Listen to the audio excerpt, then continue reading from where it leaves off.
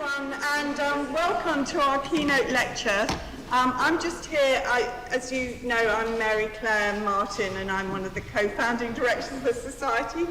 And I'm just here to introduce Colin Hayward, who is then going to chair the session. Colin is our new honorary president. Thank you very much for accepting this, Colin. And he has a long and distinguished career as a historian of labour and of childhood. His books include Childhood in 19th Century France, A History of Childhood, and Growing Up in France, 2007. And he's completing A History of Childhood in Modern Europe, which will be published with Cambridge. And I have to say, he's also an extremely friendly, encouraging person. I've met him in Berkeley, California. He paid for my dinner. I haven't paid it back yet. Berlin, and many other places. So thank you very much, Colin. Thank you. Well, just very briefly, I'd like to say how much I appreciate the idea of having this sort of society, because it is so good to get people together who quite often might feel a bit isolated. You're the only specialist in child history in the whole of the north of England or whatever it is. So it's good to sort of get to make contacts and to put faces to the stuff you've read and so on. I'm also impressed with the way the program today is very much an international one, and rightly enough there's a good solid core of British stuff, but also it has looked globally, and actually as a French historian I'm impressed with that, but I feel quite humble with Mexico, Australia, India and so on coming in, so a truly international flavour. Which brings me to David Pomfret, who I've actually, I have to confess, known since he was an undergraduate, so I have followed his career quite closely for so many years. He began with a study which actually compared Nottingham and the French town of Saint-Étienne in its youth, so he had the big picture from the start. And of course then he moved on to comparing the French and English British empires in Asia, parts of Asia.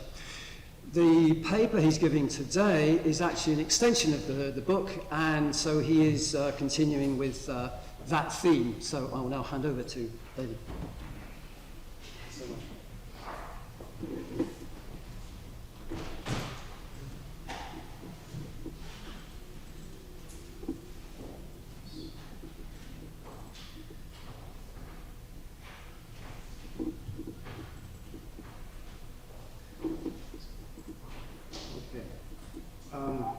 Can you hear me okay?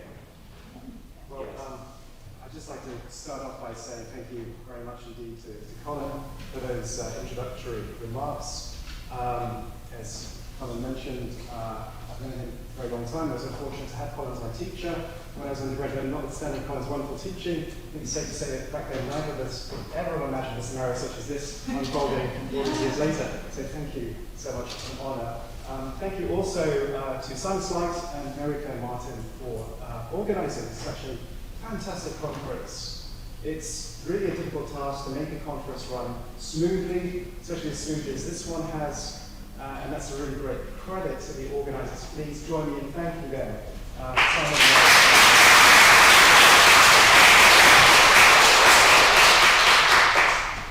So today, I'd like to speak to the significance of applying what we might call the imperial optic to the history of childhood.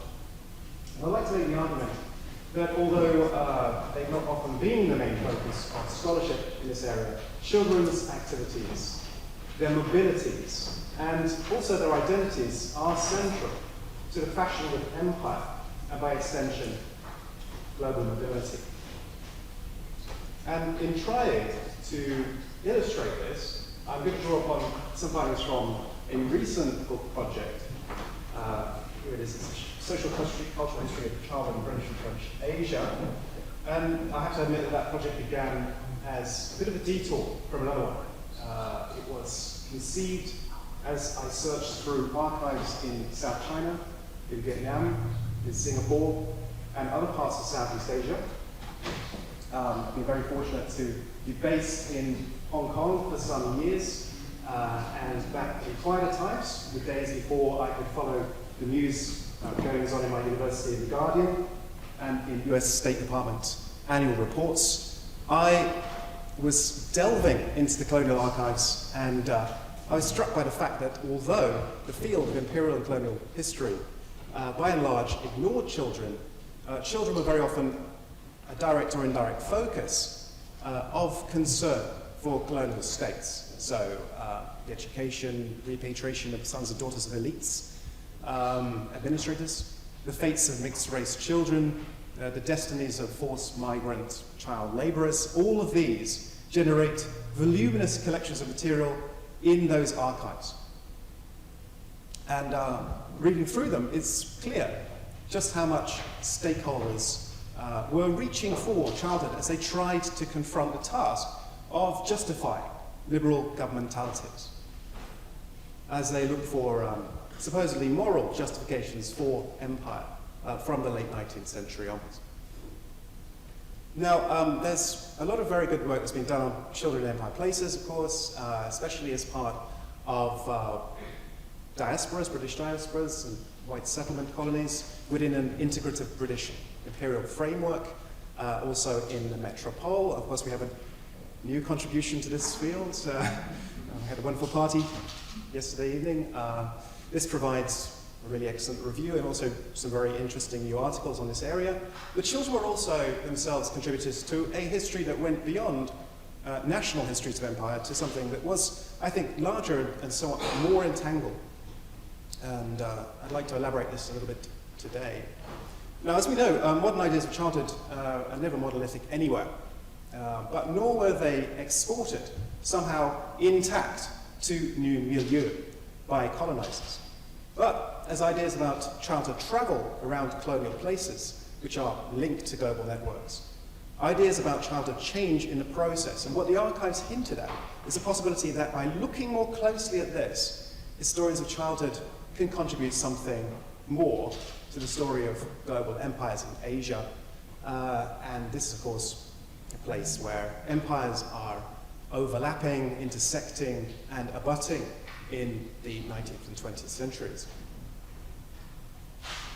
So, I was intrigued by the impact of children and childhood on the parts of empire that were ostensibly not for settlement in East and Southeast Asia, partly because by the late 19th century, many contemporaries saw this part of the world as a zone where the future of empire would be decided. Here you have this incredible scenario where imperial rivals are asserting themselves and inserting themselves into what were already dynamic trade routes in pre-colonial times. It is, of course, by turning the focus to this part of the world that historians such as Chris Bailey, John Darwin have built arguments that global historical change emerged from non-Western and colonial territories. They moved the narrative beyond one of Western impact or the expansion of Europe. And as Darwin put it by the early 20th century, many thought Asia would be the place where the ultimate testing ground of Europe's capacity to construct a cooperative colonial order. Now, it seemed to me that children were an important but neglected part of this story, a set of co-participants in that contest. But in trying to uncover this story, the question is, what kind of history would this be? What would it look like? And to do this, I decided it would have to be multi-sited. It would have to take what might be called a localizing turn towards this global history by showing the ways these imperial connections actually bridge and transform specific locations. So I decided to focus on comparable, densely interconnected sites which are linked by imperial networks across which goods, people, and ideas are serially flowing. The centres I looked at in the project are those under British and French colonial rule, a fact which means they are connected into much larger global structures and histories. And they included Hong Kong, which is a free port, South China's foremost port, British sovereign territory in China, a crown colony after 1843, with a governor ruled directly from London, deeply connected to Singapore, also a free port, a transshipment point for the mineral and agricultural products of the Malay Peninsula, been under British rule from 1819, a centre of British power in the Crown Colony of the Straits Settlements from 1867. And also the French centres. I looked at Saigon, seized 1850-89. It's a busy port eventually, a centre for the sale and onward shipment of rubber, also more especially rice. It's places like Singapore, Bangkok, Hong Kong, and it's also the capital, chef-lieu. The colony of Cochinchina is a full colony, which had been assembled piecemeal by 1867. I also looked at Hanoi. Hanoi eventually becomes this outsized imperial capital in what's now northern Vietnam. It's an administrative center in the middle of a densely populated area. You can see here. It's also a chef-lieu of the Protectorate of Tonkin, taken in 1882. 1882, yes, that's right. So by the late 19th century, these places have got things in common. They're all big cities with open, mobile societies. They are all, of course, under European colonial governance. They have substantial immigrant populations. They're also points where what we might call hybrid social and cultural practices produce these quite new forms of social interaction that can proceed, in some cases, across lines of race and ethnicity. So they're cosmopolitan places. They've got large pan-Asian populations, and as new technologies produce speeded up travel times, greater numbers of women and children are moving from Europe between metropoles and colonies. They're also on the scene. So focusing on these urban centers allows us to see them as linked hubs of imperial systems with sub-regional and global hinterlands. Nevertheless, they are woven into global networks. Okay, so this was the area. And from the late 19th century, as these communications are improving, empires are being reordered along moral lines. Europeans are invoking broadly racialized imperial visions of childhood in the service of more strenuous efforts to draw boundaries around themselves. Here's a quote which illustrates that. These are often defined, these boundaries, by the domestic, but also by the way children behave in public space. French and British colonials in all these centers build up claims to racial difference and white authority upon evidence of the impossibility of white settlement. And that's exemplified by the children. There's a debate over white settlement in tropical lands. It rumbles on through the 19th century, and as it does, it hoves towards assumptions of impossibility, and these are hastened by political events like the Indian Uprising of 1857. Consensus begins to emerge in Anglophone contexts over the notion that white children had to return to the metropole before the end of their childhoods. Scientific experts and administrators are the ones leading this transition from notions of climatization as something that's possible towards a view of the tropics as something that's fundamentally damaging to white children after the age of 7, roughly for boys, a little later for girls. And the ideology of tropicality worked up by these experts, the action of heat upon the child supposedly speeds up bodily rhythms. What that results in is this precocious fixing of the organism before it's fully racially recapitulated. So the possibility is that children will get stranded at an early stage of racial development by living in hot climates. That makes it imperative that they are returned back home to the metropole, but while they're in the tropics, also that they be raised in accordance with the lessons of hygienists who are offering these prescriptions, tropical prophylactics that will supposedly protect them temporarily against the environment. Sonotopy is a good example of that. But still, elites are convinced these regimes are in the end going to be futile, and children's vulnerability, in the meantime, provides this index of white superiority that's actually fixed in the environment.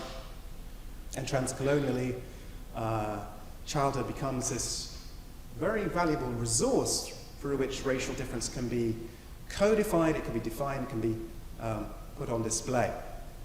So as the French are rebuilding their empire in the late 19th century, the influence of transformist ideas lingers on a little bit more and produces some important differences, theoretical differences from the British about when children can go out and come back, and their ideas about the childhood in the tropics. But even so, we find local political considerations, like, for example, the need to build Hanoi into an imperial capital in Tonkin that can compare with Hong Kong or Singapore, actually help to accentuate assertions of children's vulnerability along these lines. So there's a sort of trans-colonial dimension to this kind of knowledge. Now, quite a bit's been written by scholars on the prophylactic methods that were used within the colonial home as a site linked to state power, and exemplary of this supposedly moral, hygienic order. But what's also quite striking, I think, is the way the ritual power of childhood is constructed and it's displayed in public as well as in private. It's projected beyond the home in new rituals and representations, and often spectacularly so.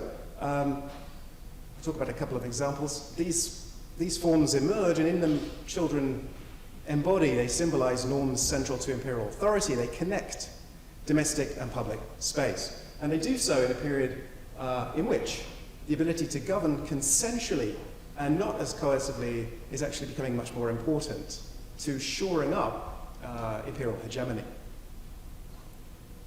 So, a couple of examples of these kinds of cultural practices, public rituals fashioned around childhood for such purposes that fulfill these kinds of needs in British Empire places in the shape of Christmas, celebrating Christmas in the tropics, had long been seen by Europeans as a rather grim duty, a reminder of the displacement and the arrival of larger numbers of women and children actually transformed this ritual in the late 19th century.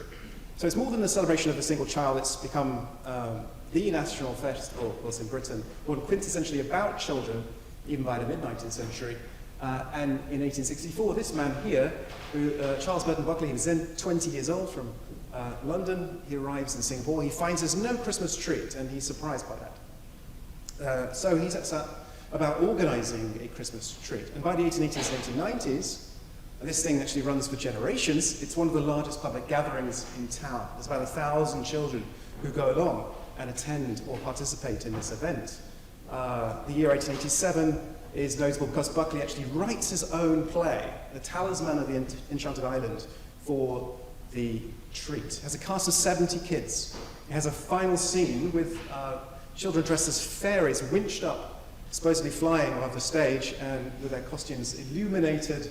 It's quite ambitious. And this is the chorus from the event. You can see here is the way in which the celebrations of childhood are putting middle-class domestic values on display in tropical places, instrumental civilization, discipline, you can see love and chivalry. All of this is useful to a community that is trying to assert its leadership. Eventually Singapore, of course, receives Crown Colony status as part of the Straits Settlements in 1867. And the earlier events, Buckley is using German fairy plays, traditional plays. Later on, he's using his own, as I've just suggested. And this depicts Singapore itself as a kind of fairyland, as an enchanted island. As you can see here, it's magic. And what these productions do is kind of lift audiences above the depressing entanglement of spending Christmas in the tropics. This entanglement with a pathologized tropical nature is overcome by these fairy plays. Having said that, there's still an engagement with the local. So, for example, look at this part of the play. As you can see, they're using Malay. There are these recognizable, albeit stereotypical Malay characters in the sketches. The audience, too, is a very mixed bunch of children.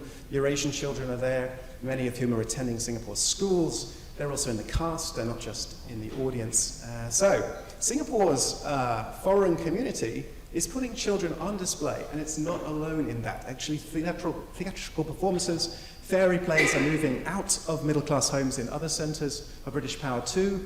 Here's Hong Kong. Often it's the same people doing this in different places. Their careers crisscross these places. They sponsor similar events as they move around. So, for example, Lady Mabel Piggott, she organised the Trans-colonial Overseas Nursing Association. Her husband, Sir Francis Piggott, Chief Justice of Hong Kong, hosts this party, fancy dress party. Here you can see the names of the children and what they dressed as. There's some good efforts here, many follies, quite a few fairies. Somebody came as Polly put the kettle on. We have another fairy. Somebody came as the 20th century, interestingly. Someone came as himself, not such a good effort by Baloyolsky there. So, child-centric public culture is emerging at the peak in Hong Kong. It's growing out of these grand Yuletide parties. It's floating free of annual celebrations now. And these gatherings often feature these theatrical performances. Another part of the reason why these events are going on to enjoy quite a bit of cultural influence is because they have institutional underpinnings that link them to wider empire networks, such as those provided by institutions like the Ministering Children's League. Here it is. This is established in January 1885 by the Countess of Meath, an English noblewoman. She sets up a society which is intended to elicit sympathy for others amongst spoiled little rich children by doing a good deed a day. Does that sound familiar? And it's already an international organization. It has 40,000 members in Britain, in the US and Canada, Australia, South Africa, New Zealand. In 1893, it begins to spread rapidly within British communities in Asia, notably South Asia and India in the early 1890s, East Asia, also Japan. In 1903, there's a branch set up in Hong Kong. In 1909, in Singapore too, and Shanghai. And the children, they raise money for good causes through fairy plays and making toys that they sell at bazaars, like this one here, from 1916. Now, I should say, through these activities, elite British women are actually putting their own children center stage, often dressed up as fairies, and this is actually quite a forceful rebuttal of contemporary male arguments that their own access to colonial space is disruptive and unproductive. This is exemplified by their own children's supposedly poor conduct. This is a prominent trope at the time in much colonial writing. So it's a rejection of that. And because the League has this global reach, it has a magazine which is sent out to all these places around the world. Women are comparing and writing to and competing with each other across vast spaces, in effect bidding to put on display what they think of as the ideal childhood. They're very much aware of each other, what each other are doing, as well as what's going on in London. So this helps to spread these ideas, this comparative view of childhood. It creates a kind of trans-colonial perspective on childhood, if you will, across empires. Status-conscious Europeans are actually vying to claim their children as an epitome of their communities. If we take a look at this quote here, I think it suggests something quite interesting. What's significant about this one is the way in which the children are not presented as ethnic people or nationals, but as representatives of a place. So, for example, these children are described as a Singapore set. And children are expected to evidence a kind of Europeanness that's actually broader than their own national identities or affiliations. What comparison helps us to do, I think, is expose these local variables that inform variations in the pace of change and the styles of childhood that emerge. So, for example, Hong Kong, sovereign territory, British territory in China, headquarters for numerous missionary organizations. It's a colony literally set in the face of a rival empire at the start of this period. And it's styled as a beacon for the best of British civilization. Around the turn of the century, this is very prominent, this kind of idea. The idea is it's to be projected evangelically into China. So here, there's a noticeably earlier and stronger official sponsorship by governors, merchants, consuls, for public events centering around childhood. And from there, at the turn of the century, this official investment leads to foreign children even becoming the raison d'etre, actually, for the racial segregation in law of an entire neighborhood. So this is the peak. You see the green lines. This is actually the new boundary within which Chinese are not permitted to reside.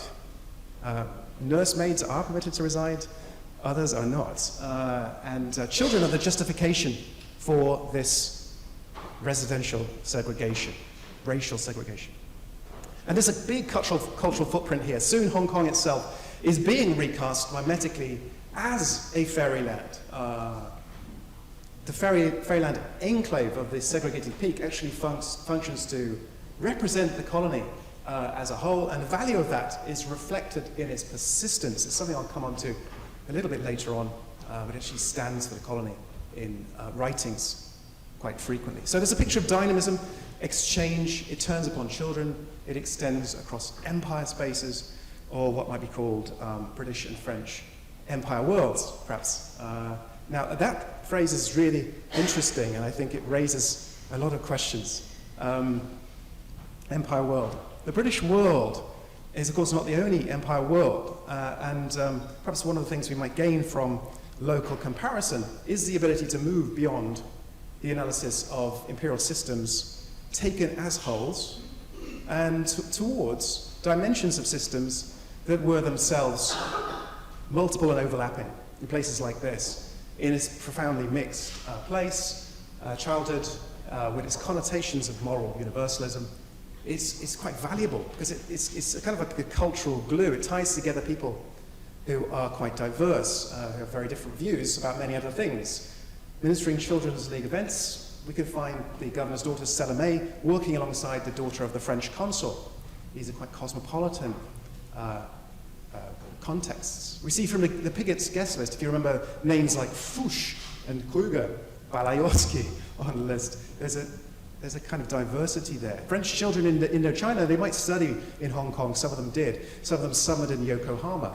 They traveled along the China coast. Residents of Saigon or Hanoi going home inevitably visit Singapore. So we need to look, I think, not only beyond Europe and its periphery, but also beyond imagined national boundaries or bounded empire worlds in spaces such as this to understand the picture more fully.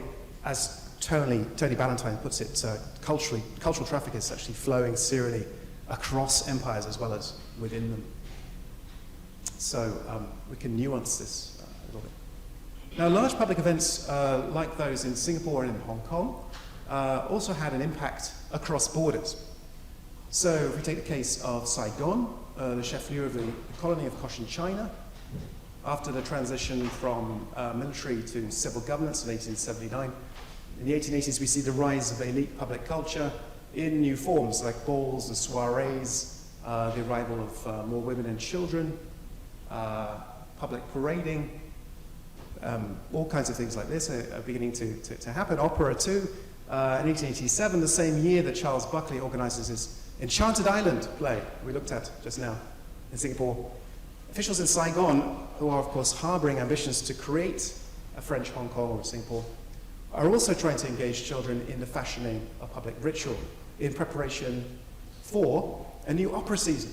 The mayor of Saigon has a great idea, he thinks. Roche Carabelli proposes that schoolgirls should join this opera chorus and exemplify this very edifying aspect of French culture. But to his surprise, this sparks a big controversy because officials really can't agree on a mode in which to display young girls in public in these urban spaces. This proposal actually brings to light the very deep fault lines and sensitivities over governance that are linked to children as representatives of the future of French colonialism.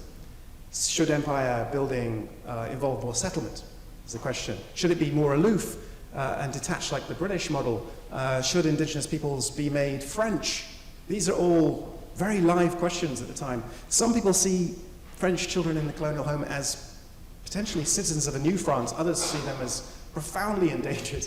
And there's a disagreement about what children should actually be in colonial spaces. So officials, doctors also have very little trust in French mothers. This is something else to bear in mind. They have very little trust in French mothers to raise their children in ways which are in keeping with middle-class mores. So this clash, these questions, they rumble on. They actually rage on in the realm of symbolism, and they appear on other venues. So I can take you back to this. French Republican iconography here. Daumier's famous La République.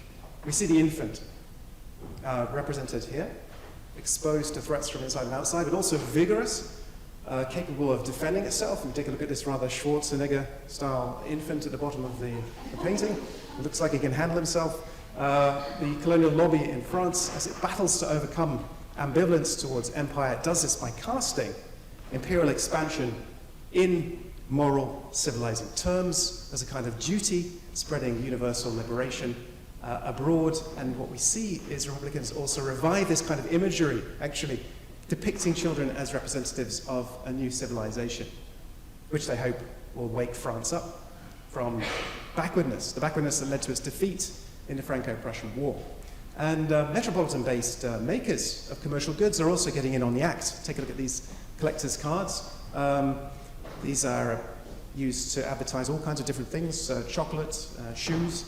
These saccharine, childlike figures sugarcoat the violence of the Sino-French War, 1884-5, and commemorate it, and they sell colonial domination to a skeptical French public, particularly children who collect these things, drawing on this long-standing strand in French iconography, which presents children as these kind of hardy fighters, survivors, if you will. Now, the ideal of raising a new France, a kind of settler society, is also reprised in other places too. Actually, in Vietnam, for example. So, some artists do see Vietnam as a potential settlement colony. The turn of the century in Tonkin, for example, in the north, we see new renderings of French children in New France. This is a rather controversial presentation of childhood. After the Sino-French War, the French consolidate control in this part of the peninsula.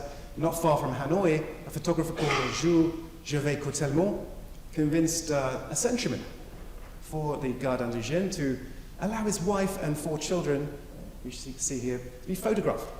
And what was good about this for him is that all 4 of these kids have been born in Tonkin, supposedly.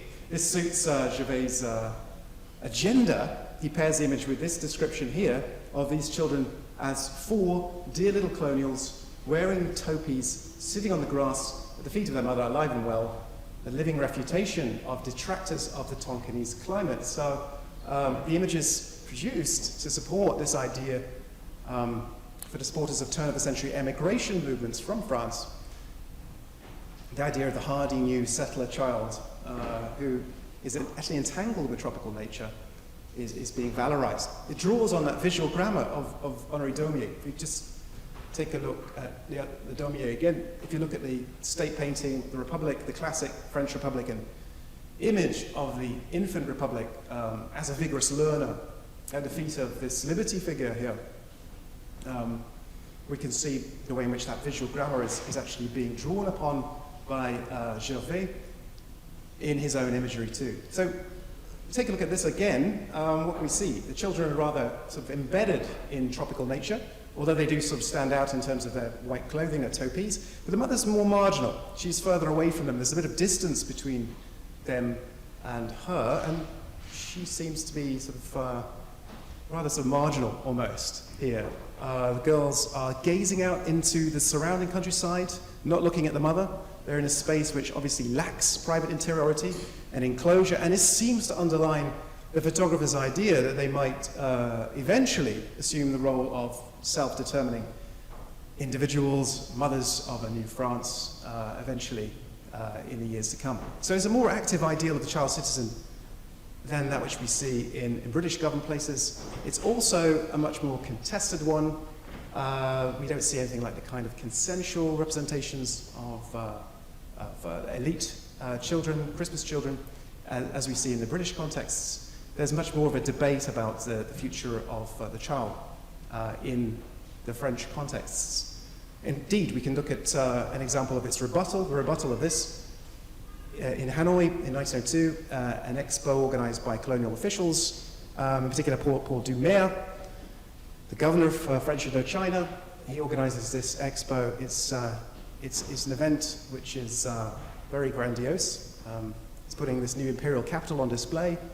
And Doumer is using, he's actually quite influenced by British ideas about empire. He's very much an admirer of the Indian civil service, and he draws upon ideas of Anglo-Indian ideas of how to manage children in the tropics. He leaves his boys in France, he brings his girls to the tropics. And this expo showcases this new city in which the girls are growing up. As visitors actually wander through this expo hall, they encounter these posters which have been commissioned by Doumer from French artists. They've got echoes of Daumier in them. children of Indochina appear. I think this one here as wards of an idealized French mother figure. In others, Mother France is actually noticeable by her absence. The priority here is clearly to deflect attention toward the Vietnamese and other children who, with whom it's supposedly forging this associative relationship, as they put it, in terms of colonial theory. It's a more indirectly paternal relationship, and it's obscuring white settler children altogether. They don't appear. And Dumas sent Gervais Coutelmont far away from the expo into China when it was taking place. So what visitors see in the Hanoi Expo is this malleable, pliant Indo-Chinese child subject, often lacking clothes, as you can see here. These are images which, of course, reference savagery and innocence together, and the complexity of the civilizations that the French are encountering help to explain this, I think. So Vietnam, of course, has a big free colonial system of education. This makes it more important to the administration that a lack of civilization be figured, be pictured. So these images reflect that. They reflect desires for loyalty, docility, and as so often, these quite stable images of childhood seem to actually be stable, but they betray ambiguities and debates as well. So the first point I wanted to make today was that the public sphere is actually a crucial site on which ideas of colonial childhood and representations of empire are debated, and they're also acted out. Places where imperial situations are converging and overlapping. Various actors are using childhood to shore up kind of exceptionalist comparisons and to emphasize difference. Globally, also locally, children become important in different guises. They're references of civilization. Childhood functions as a kind of social glue that crosses national communities. It ties together these communities who proclaim, often their members proclaim quite diverse ethnic national affiliations. So children as a cultural category, as a social group, they are a point around which empire is being made in modern times, although it's not being made in quite the same way in all of these places, of course. So next I'd like to talk a little bit about children's perspectives on these kinds of events, how they perceive these important roles that they are being assigned in them. And of course, as we've seen so far, the racial visibility of children actually appears to be more important to adults than their actual voices. There are no real children performing at the Hanoi Expo, for example. But we do have traces of the processes of internal meaning-making that children adopt as they experience these events.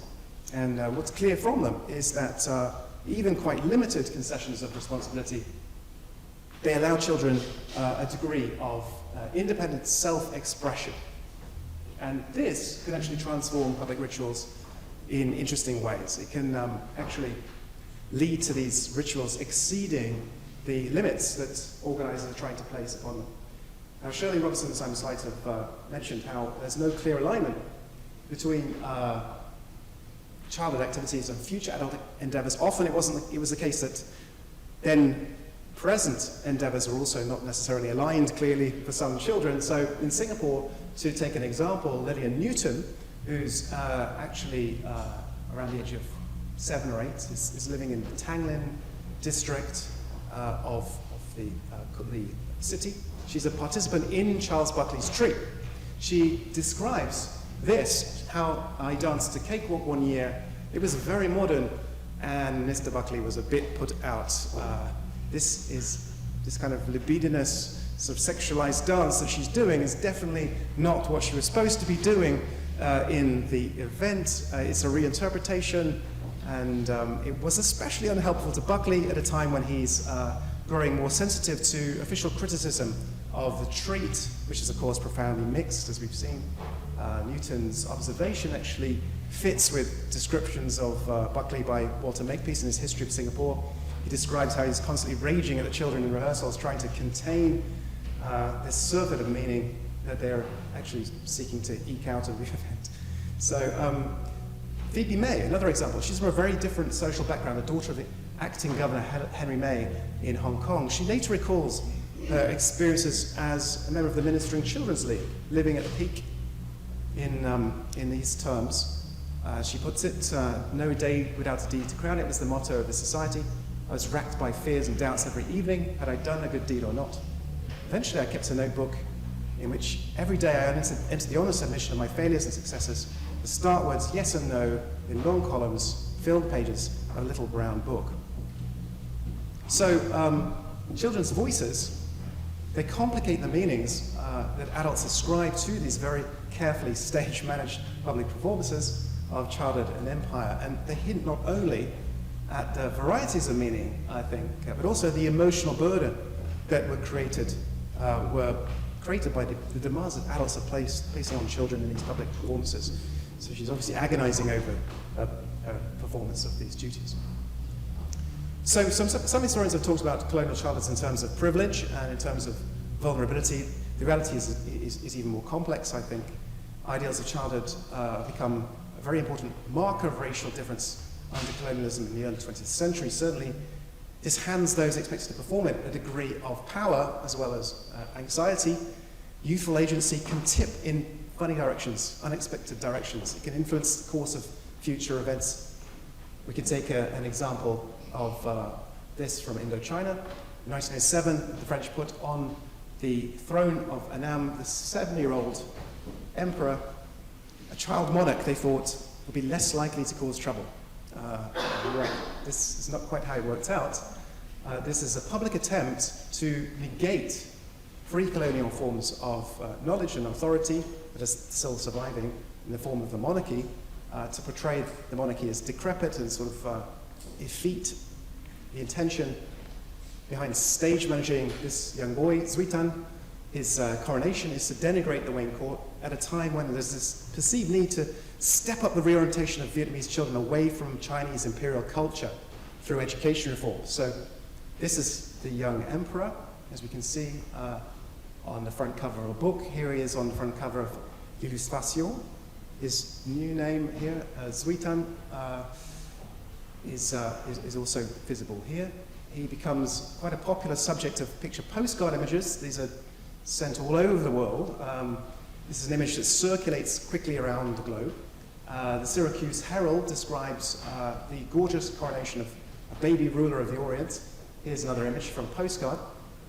He mainly appears, as you can see, as this kind of exotic relic, a curiosity, kind of an almost freakish vision of this wizened, senescent child.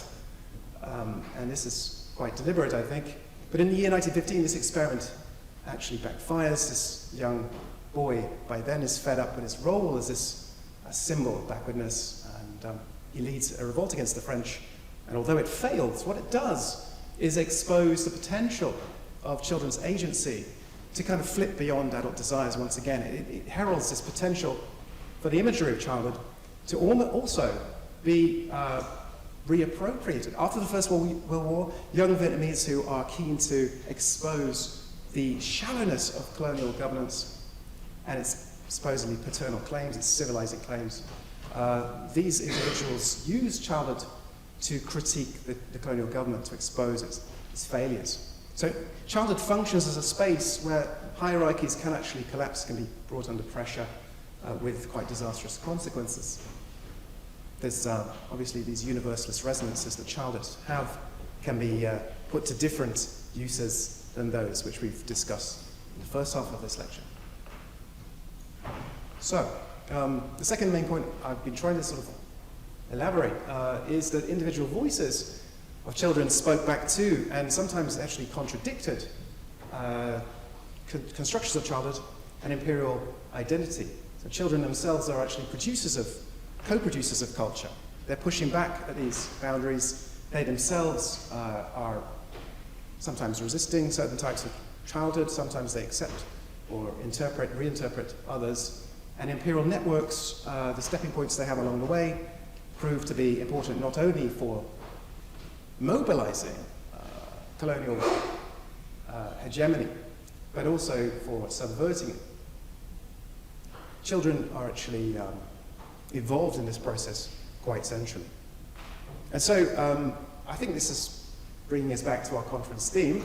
The conference asked whether histories of childhood are horrible or perhaps horrifying histories, referencing the works of the psychohistorian Lloyd de Moss. Lloyd de Moss's criticisms of the violence of traditional societies are well known, of course, violence towards children, and that resonates in some interesting ways with European visions of the peoples they were conquering and claiming to be civilizing. But some people believed in those civilizing claims, of course, and in the interwar years, childhood often continues to serve as a means of absorbing colonial tensions and contradictions, as we saw, but also children now become figures standing for the illusory nature of civilization in empire contexts, and not just their own potential to slip between civilized and savage, but also the potential of the hegemon itself to do the same. There's a quote from Michael Hart and Antonio Negri on the screen. They reflected on the horror released by European conquests and colonialism, and for them it's a horror of unlimited contact, flow, and exchange, or really the horror of contagion, miscegenation, and unbounded life. And this, I think, as we've seen, works both ways. So we've seen how Henry Knowles' anxiety at the progressive degeneration of white children in the tropics led him to express his horror. This is a casting of the colonial child as a zombie, if you like, and joylessly, listlessly creeping along, pale-skinned by the side of the armor, Antoinette de Chonjor, who's the daughter of Hanoi's director of telegraphic services, described this trip to a restaurant in Hanoi in the 1920s. She was accompanied by the children of her nanny, who was Vietnamese. The Vietnamese servant is faced with a tricky task of organizing the French children, also policing racial boundaries on behalf of white parents. She expresses her horror, as this girl remembered, as they breached these boundaries. Lillian Newton, her parents couldn't afford to send her back to England to be educated. Her mother could not. She eventually makes it back home, however, and there she confronts perceptions of the savage periphery and of herself as a kind of product of it. And as she does so, she ends up reveling in this identity of herself as the jungle fowl, as she puts it, the supposed authority on species of tropical plants and animals. She draws this kind of strength from, and authority from, her knowledge of Singapore. So, as we can see, these historical subjectivities complicate the divide between colonizers and colonized. They show how marginal subjects are significant in the emergence of dominant and hegemonic practices. They show how ideas about childhood go mobile, and they also change over time. And they show how important they are to ways of thinking about and contesting empire as well. So this is a very unsettling, if not horrifying, story on many levels, I think. It's ultimately also, of course, the undoing of empires, this kind of pressure. European colonialism involves drawing boundaries, and it's at the boundaries that are produced that European states are gesturing most forcefully towards childhood as a common human condition. And an example of this is when they highlight the voices of children rescued from transcolonial trafficking networks. This confers upon the incumbents the right to safe return, but these rights actually threaten with dissolution those hierarchies that they're called upon to underwrite by granting them a voice. So states project domestic values further afield, civilizing claims onto European children, but they also highlight the inadequacies of their own benevolence towards non-European children, to Asian children. So this is a tension which explodes repeatedly through the interwar era. We have, of course, organizations like the League of Nations exposing colonialism as neglectful or as insufficiently benevolent. So too are anti-colonial nationalists. They're linking up with Geneva and other important international bodies. Of course, we have global communism as another critical force. Childhood as an idea, as a set of cultural practices, plays a central role in Asian reformers' struggles to try and respond to this predicament of becoming modern in societies shaped by European governance. So where does this leave us? Well, probably with a sense that the history of childhood has a really important role to play in providing insight into how imperial power works on the ground. There's been a recent shift towards writing the history of empires as world or global history, but historians are still struggling with the question of how we actually study large spaces, hegemonic systems, without losing our focus on human identity, without losing our focus on subjectivity. And some scholars have said that we can maybe adopt micro-historical approaches. I think this is potentially very productive. Keeping in the foreground the lives of actual people, we can trace the contours of their lives, the meanings that they created. Children are fantastic subjects for this kind of micro-analysis, because individual children, of course, are very mobile. If we look at their lives, the way they unfold in different places, this expresses very concretely this history of worldwide forces, contact across vast spaces, long-distance connections, and this very uneven way in which societies are transformed. So this is quite valuable in that it helps us to challenge and rethink received ideas about what it is that moves big histories along, what it is that actually drives historical narratives on this kind of scale, the kind of global perspective. So putting children at the center allows us to contribute to those kinds of studies. We don't see empires as top-down structures of command or domination, but rather as complex circuits of agency.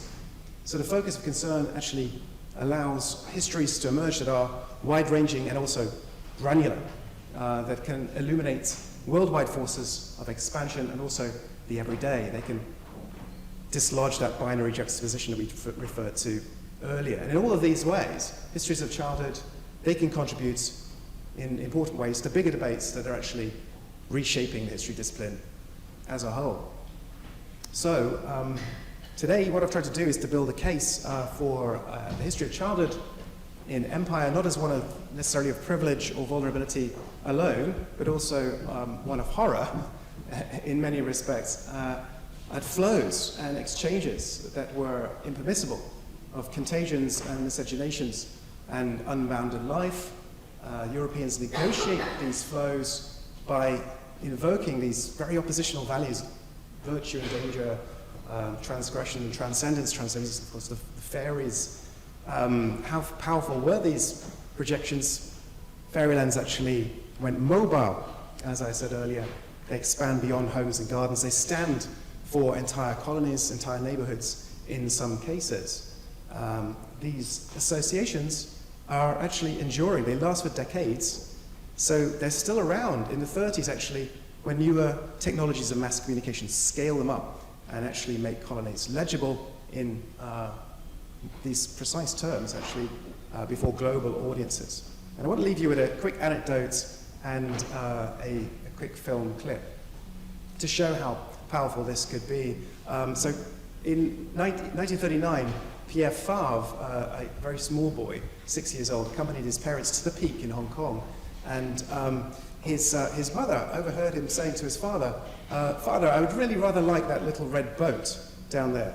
And what she saw was something that was quite charming to her ears, which is that he'd actually mistakenly assumed that the boats in the harbour were actually toy boats. And this sort of fits with the kind of perspective of colonial space in Lilliputian terms. That was actually being promulgated in travel writing, and it connects with this view of the Peak as actually a fairyland or a child's space. So she felt that this was a story that she wanted to preserve, and actually it went into her memoir. And we could see probably that was something she retold on many occasions and cherished. So there's a way in which, what I'm trying to suggest is that this kind of trope, whereby we see fairy tales being invoked, is used to master the colonial landscape, and actually this is something which it endures. So just to go back to the film clip that I wanted to introduce, this is from 1938. To reach the various levels requires but a few minutes by the electric cable tram, or not many more in a motor car over well-paved roads. The Peak cable tram travels to the top station, 1,300 feet above the sea, in 7 minutes, and inhabitants of the colony call this gliding climb a shortcut to fairyland.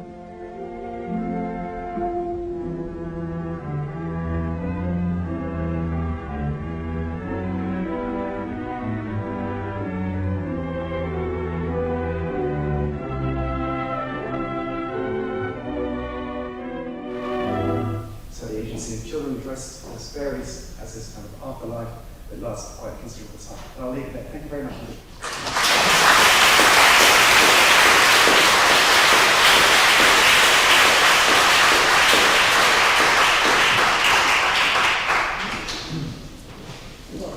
That was really interesting. We have a few minutes left. David has several questions. Perhaps a precise question would be good. I'll flip to the end of the floor.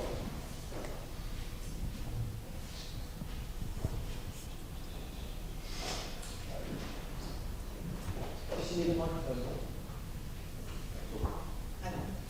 Well, I'll shout. Go ahead, yeah.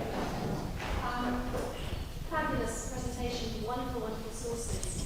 Childhood in your story doesn't seem particularly age-defined. I wonder if you could say anything about how infancy, middle years, or adolescence might feature differently in this fabulous narrative you've given. Thanks, a wonderful question. Actually, the title of the book has youth, as you notice.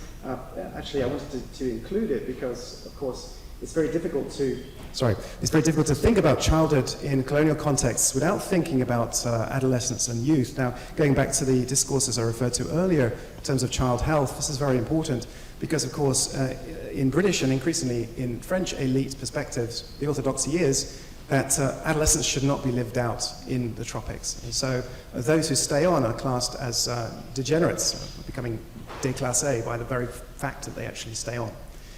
So in a way, adolescence is something which is not to be allowed. This is why I think we can see organizations like the Boy Scouts are very feeble growths in many of these colonial contexts. If we're thinking in terms of actual age, of course, childhood is defined in different ways. It's somewhat arbitrary, but the hygienists actually suggest that boys should depart from these places earlier than girls. There is a gender dimension to childhood. Colonial childhoods are actually longer for girls. This is why many of the sources that we have are actually written by girls, and the boys are sent back in the orthodox position earlier. So the thinking behind this is that racial recapitulation takes place, and there are two moments in the boy's life when this will occur, age 5 to 7, and then again from 11 to 13. But with girls, the thinking of the experts at the time is that there's only one of these epochs, or crises as they put it, and that's slightly later. So boys are more endangered in colonial spaces because they start to recapitulate earlier and faster, and therefore they have to go back sooner. Also, of course, the fact is that they're assumed to be carriers of civilization, whereas girls are not to the same extent. So, in the contemporary thinking. This is one of the reasons why child is actually a term which we need to define from a gender perspective as well as a kind of blanket term. So in the French context, there's nothing like the same kind of consensus around the upper limits of childhood. Adolescence is something that can be lived out, and actually is lived out by French children, even of the elite. And if you look at the French project into the interwar era, it's quite interesting that they're looking to institutionalize precisely that age group. So childhood has a greater sort of flexibility, an upper end which is less clearly defined by return than in the case of the British youth and youngsters. Thanks.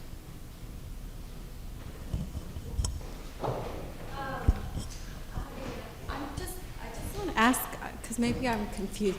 So are you saying that children are part of the colonial endeavor of colonization in these places? Is that right? They are co-participants. Okay. Yeah. Then what is it that they're bringing to the context, and what is it they're bringing back? It doesn't appear that there's evidence of what are they bringing? I mean, if these kids are so set apart in Asia, then where is the transmission of culture? Well, as I said in the first half, what they're doing often is figuring a racial identity in ways which are disaggregating people. But actually, one of the interesting things about youthful agency is that there is a degree of leeway. It's considered different to adult agency, and therefore there is a possibility for more kind of hybrid exchanges within childhood. And that can be quite useful at different times. So, for example, in dealing with issues like the presence of Eurasian children, there are some inclusionary efforts. Most of the literature emphasizes exclusion, but there are some inclusionary efforts too in these contexts. For example, not necessarily relating to Eurasian children, but also if you look at the high schools in the French context, bringing together Vietnamese youth and French youth is seen as something that can possibly salvage the colonial order by the 1930s after the Yanbei uprising. And the ability to use youth to construct stronger ties across race is actually something which is elaborated by governors general in the late 1930s.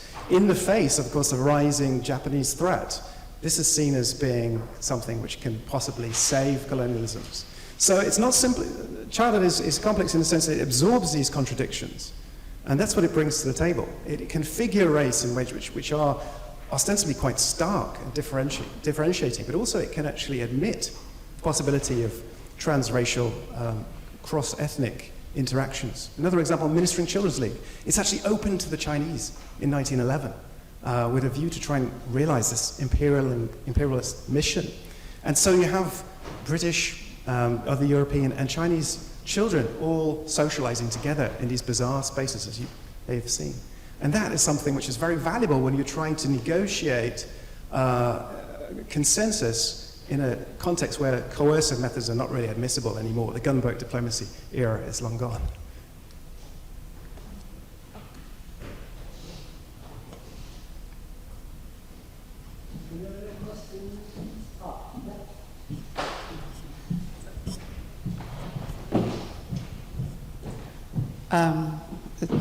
I just had another thought that actually it's who cares for children must have been some trans-cultural as well, I assume.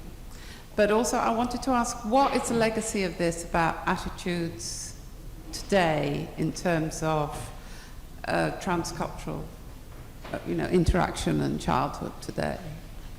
What do you think is the legacy today? It's a very good question. If we do a quick tour, what we'll find is that in places like Hong Kong, more recently post-colonial, this history is very much obscured.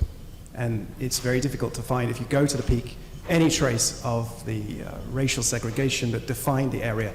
And although it's construed as a space for children today, these kinds of children's histories are not admissible because these are not useful, it seems, or they're not being privileged at the moment within the Hong Kong context.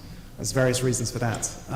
If we look at other contexts, for example, the French Indochina, now Vietnam, places like Dalat, which were defined as spaces of Frenchness for French children, for the socialization of children into Frenchness. These still today have these associations of kind of otherworldliness and the sort of esoteric quality. Dalat is a place where all kinds of strange things go on, where people go off to get married, and they're considered to be somehow separate from other contexts within Vietnam. So I think there is an afterlife to these histories, but they're not, it's not especially well unpacked. It's certainly not being museified or debated publicly to any extent, as far as I can tell.